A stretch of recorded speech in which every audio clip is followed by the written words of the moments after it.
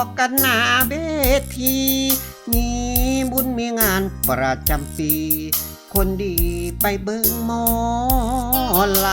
ำเอาศาสตร์ไปปูชมตรูให้อายนั่งนำได้สบตาแม่งามคำถึงเบิ่งหมอลำถึงจูจีกันเอาครับสวัสดีเนาะพี่น้องเนาะมือแรกของการเริ่มต้นพอดีนอกพี่น้อง34-15เนาะพี่น้องเนาะบ่ได้หลับบ่ได้นอนเมื่อวานแมบแอดแลดครับฟักไข่เด้อขอโทษหลายๆเด้อพี่น้องเด้อปฐมมาเลิกคณะแรกสำหรับมื้อนี้เด้อพี่น้องเด้อ17มีนาคม2569ปฐมบันเทิงศิลป์ครับอยู่ที่วัดบูรพาบ้านสะพือตำบลตะการพืชผลอุบลราชธานีเด้อพี่น้องเด้อคณะเสียงวิหกนกพงศกรครับสิแสดงอยู่ที่บ้านม่วงตำบลหนองหานอำเภอหนองหานจังหวัดอุดรธานีเด้อพี่น้องเด้ออยู่วัดอัมพวันวนารามครับผมคณะอลังการโซ่ครับสิแสดงอยู่ที่บ้านหน้าศรีนวลหน้าอองเด้อพี่น้องเด้อโอหน้าอองตำบลโคกกลางอำเภอเพ่นจังหวัดอุดรธานีครับหมอลำใจเกินร้อยบอยซิลีไซครับสิแสดงงานฉลองศาลหลักเมืองอำเภอนำยืนเด้อพี่น้องเด้อนะที่ว่าการอำเภอนำยืนอุบลราชธานีครับพี่น้อง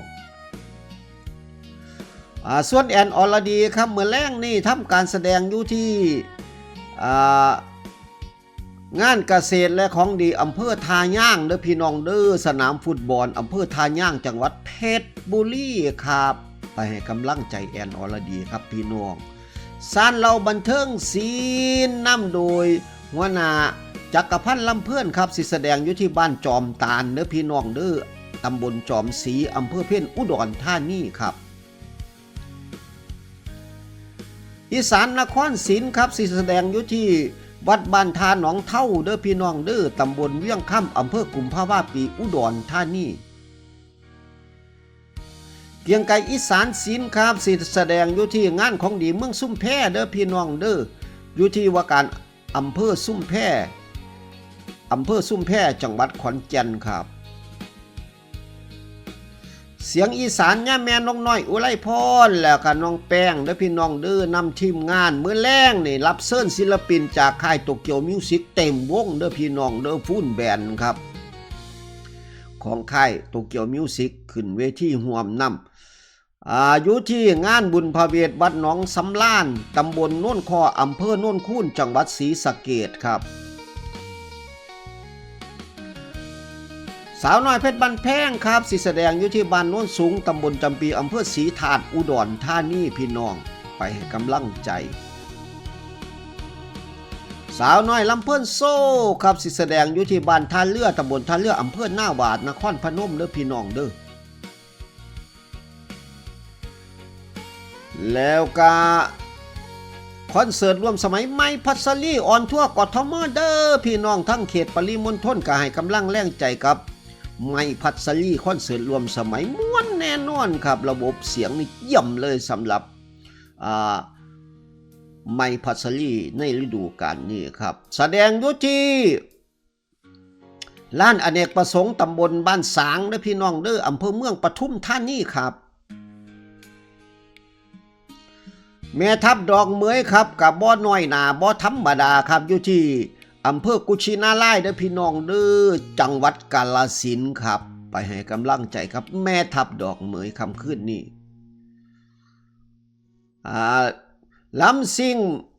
ประยุกต์ลำซิ่งแบงค์คืงอภินันท์น้อยดาวเหนือปะทะกับสุนิสาเสียงเล่ไล่ครับอยู่บ้านกำแพงเพชรหมู่5ตำบลโนนสมบูรณ์อำเภอเมืองจังหวัดบึงกาฬครับพี่น้อง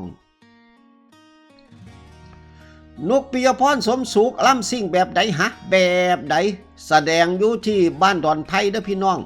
ตำบลศรีสุขอำเภอแก่งสนามนางจังหวัดนครราชสีมาครับแล้วก็ปิดท้ายด้วยคอนเสิร์ตโตเกียวมิวสิกเต็มวงเด้อพี่น้องเด้อบนเวทีของเสียงอีสานย่าแม่นกน้อยอยู่ที่วัดหนองสำล้านตำบล นนคออำเภอโนนคูนจังหวัดศรีสะเกษไปให้กำลังใจกับผู้ใหญ่บ้านฟินแลนด์บ่มีคำว่าผิดหวังครับพี่น้องก็ฝากพี่น้องไปให้กำลังแรงใจครับสำหรับมื้อนี้พ่อใหญ่ซ้ออีสานสินแมบแอดมื้อวานต้องขอโทษขออภัยหลายๆมื้อนี้ได้